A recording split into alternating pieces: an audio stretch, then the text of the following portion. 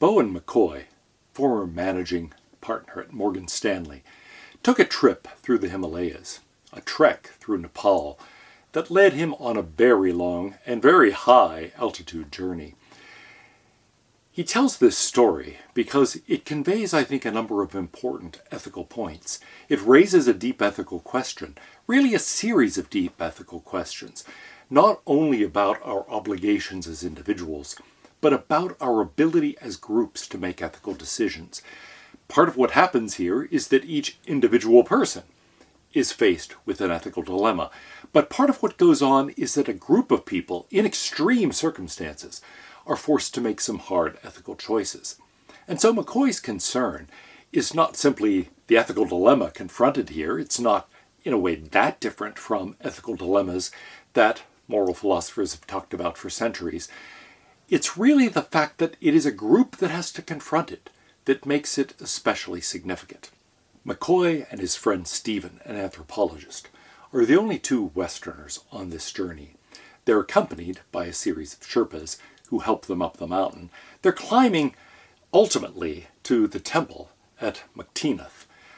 That is already at a high elevation. In order to get there, they're not taking the easy route that most people take. Instead, they're taking the very difficult route. A difficult route through what is known as Thurung La. It's a very high pass in the Himalayas. They're surrounded by mountains almost as tall as Everest. In fact, one of them was thought for many years to be the highest mountain in the world back in the 19th century. And so they're already at an extreme altitude, and they're going through Thurung La. They're taking the high route, which takes them close to 18,000 feet. They're going to be already at a very high altitude at the base camp of over 14,000 feet. And the day they face this dilemma, they're going all the way from that camp up through the pass. They're traveling a vertical distance in that one day just to get to the pass. That's about the equivalent of, well, it's actually more than the equivalent of climbing Mount Monadnock in the United States. Let's talk about what happens on this journey. First of all, it is an altitude where people have a hard time, where the dangers of altitude sickness are very real. McCoy writes, 6 years earlier I had suffered pulmonary edema, an acute form of altitude sickness, at 16,500 feet in the vicinity of the Everest Base Camp. So we were understandably concerned about what would happen at 18,000 feet. Moreover, the Himalayas were having their wettest spring in 20 years, hip-deep powder, and ice had already driven us off one ridge. If we failed to cross the pass, I fear that the last half of our once-in-a-lifetime trip would be ruined. The night before we would try the pass, we camped in a hut at 14,500 feet, around what's known as the high camp there. In the photos taken at that camp, my face appears wan. The last village we'd passed through was a sturdy 2-day walk below us, and I was tired. During the late afternoon, 4 backpackers from New Zealand joined us. We spent most of the night awake, anticipating the climb. Well, they set out at 3:30 in the morning, which is not uncommon then, to try to get through the pass around the time the sun is rising, because simply it makes it easier to deal with the ice. At 15,500 feet, so they've already climbed about 1,000 feet, it looked to me as if Stephen were shuffling and staggering a bit, which are symptoms of altitude sickness. I felt strong, but I could see he was in trouble. Just after daybreak, they rested, and one of the New Zealanders who had gone ahead came staggering down toward us with a body slung across his shoulders. He dumped the almost naked, barefoot body of an Indian holy man, a Sadhu, at my feet. He had found the pilgrim lying on the ice, shivering and suffering from hypothermia. I cradled the Sadhu's head and laid him out on the rocks. The New Zealander was angry. He wanted to get across the pass before the bright sun melted the snow. He said, "Look, I've done what I can. You have porters and Sherpa guides. You care for him. We're going on." He turned and went back up the mountain to join his friends. Well, the Sadhu was alive, but on the other hand, in bad shape. They guessed that he had visited the temple at Muktinath and was now on his way home, but they weren't sure why he had taken this high road or why he was there, almost naked, What on earth was he doing at 18,000 feet, where oxygen and cold are a serious problem? In any case, they couldn't determine that. He was unable to talk. So, what did they do? Well, I told Stephen and Pasang that I was concerned about withstanding the heights to come and wanted to get over the pass. I took off after several of our porters who had gone ahead. On the steep part of the ascent, where if the ice steps had given way I would have slid down about 3,000 feet, I felt vertigo. I stopped for a breather, allowing the Swiss to catch up with me. I inquired about the Sadhu and Stephen. They said the Sadhu was fine. He was alive. Stephen was just behind them. I set off again for the summit. Stephen arrived at the summit about an hour after I did. Still exhilarated by victory, I ran down the slope to congratulate him. He was suffering from altitude sickness, walking 15 steps, then stopping, walking 15 steps again, then stopping. Pasang accompanied him all the way up. When I reached them, Stephen glared at me and said, "How do you feel about contributing to the death of a fellow man?" I didn't understand what he meant. Is the Sadhu dead? No, but he surely will be. Well, what had happened is the Sherpas had carried the Sadhu down to a rock in the sun at about 15,000 feet, so still 500 feet above the base camp there, the high camp, and pointed to a hut, the hut where they had been staying, about 500 feet below. The Japanese had given him food and drink. When they had last seen him, he was listlessly throwing rocks at the Japanese party's dog, which had frightened him. Well, by the end, McCoy doesn't know if the Sadhu lived or died. The party did take him partway down, or at least part of the party. McCoy himself didn't do it. It was his friend Stephen who felt a greater sense of obligation to the Sadhu. But notice they didn't take him all the way down to the village. After all, that would be much more to guarantee his safety. On the other hand, it was also a 2-day hike down, and they would lose their opportunity. The season for crossing Thorong La is short, and they were right at the end of it. So if they didn't go then, not only were they adding several days to the journey, really 2 days down, another 2 days up presumably, but also they would have been giving up that entire part of the journey. They would have had to turn back completely. So they had a lot to lose and a lot to give up on their original plan. Now they weren't sure, obviously, about whether the Sadhu was going to live or going to die, even if they got him better medical care at the village 1,000 feet below. They weren't sure whether the Sadhu was going to live or die, no matter what they did. Maybe it didn't make any difference at all. There was some medical care down at the village, but still not wonderful. They did enough to revive him, gave him food and drink. He was coherent enough to toss rocks at a dog. On the other hand, was he going to survive? Unclear. The questions that arise from this are several. First of all, there was the question of an individual's responsibility. Was McCoy derelict in his duty by pressing on, not staying with the Sadhu, seeing to it that he got food and drink, that he was reviving?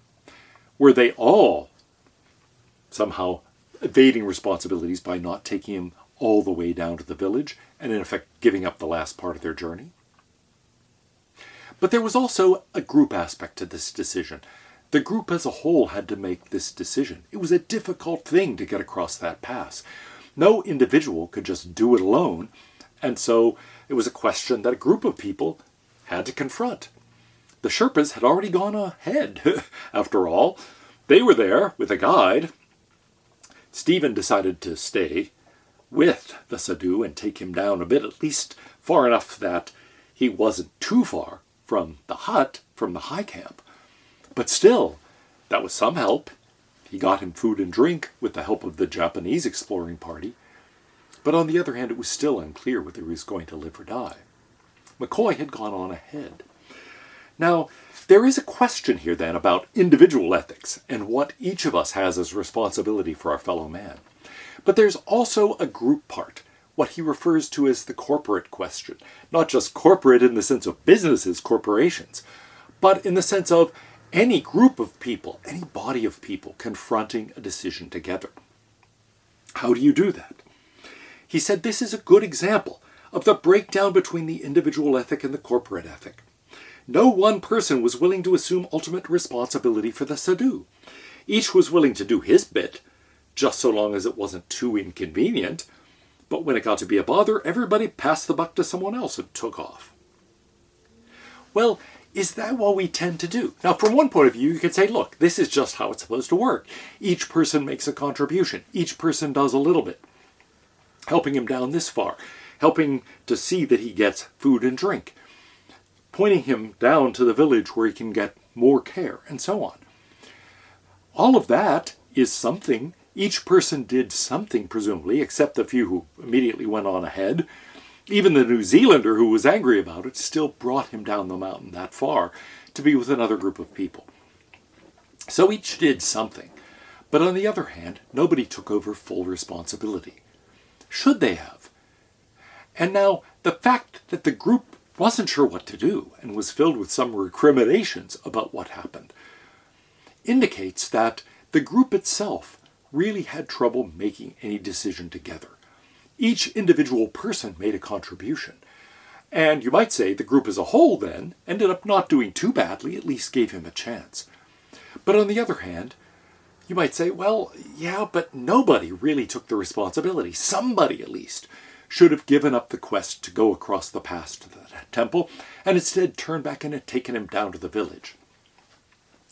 Well, maybe that's right. Maybe it would have made a difference. He could have at least gotten greater care. It would have raised the probability, presumably, of his survival. No one person did that, at least as far as we know in the story. Maybe somebody did later. But the question arises, really, then, not only what the responsibility of each individual is, but also what was the responsibility of the group. Maybe the group needed to ascertain that he was safe, or at least maximize his chances of survival, and at least some part of the group should have gone down. But the question really is not only what should the group have done, but also the fact that the group was unprepared to make such a decision. It was a high-stakes decision, not only because this was the dream of a lifetime for a number of these people to cross this path and to take that trek through the Himalayas, but also because they were themselves at significant risk. At those altitudes, they're in danger. And anything they do that would try to help somebody else risks putting them in greater danger. And so it's not only a huge effort to travel 1,000 feet, upward or downward for that matter, in this setting. It's also one that people are doing in conditions of altitude sickness that really are very serious threats to their health. So it was something the group was unprepared to confront. It was a hard question in an extreme circumstance. It was a life or death decision, not only for the Sadhu, but for them. And so the point here, with respect to a lot of ethical questions, is really not only what was each person's responsibility, what was the group's responsibility, but also how does a group confront such a decision, and how does a group prepare itself to confront difficult decisions of this kind. There's a sense in which you can't anticipate this. Who goes up to the pass thinking, well, you know, what happens if we find an Indian holy man here nearly naked and almost frozen to death? That's not the kind of thing you think about in advance. But on the other hand, it is not unusual that groups of people, organizations, businesses, just groups of friends, confront hard moral problems of this kind. Sometimes it might be, well, less extreme, but more familiar. You see an injured dog by the roadside, for example. Or you find a kitten. And does it have a home? It seems to be in kind of desperate shape, desperately hungry. Well, a bunch of you are together when you find this. Who takes responsibility? What do you do? How do you decide? Those kinds of questions aren't actually that uncommon among groups. Have any group of friends that persists over any length of time, odds are you're going to confront at least a minor version of this kind of issue where you think, wait, what do we do? And it's easy for the group to end up feeling unprepared for that decision. Almost any group can end up confronting such a problem, and it's hard to know how to prepare yourself in advance. But any organization needs to think about those questions. Think, how do we prepare to face hard decisions, real moral conflicts, because they're almost certain to arise.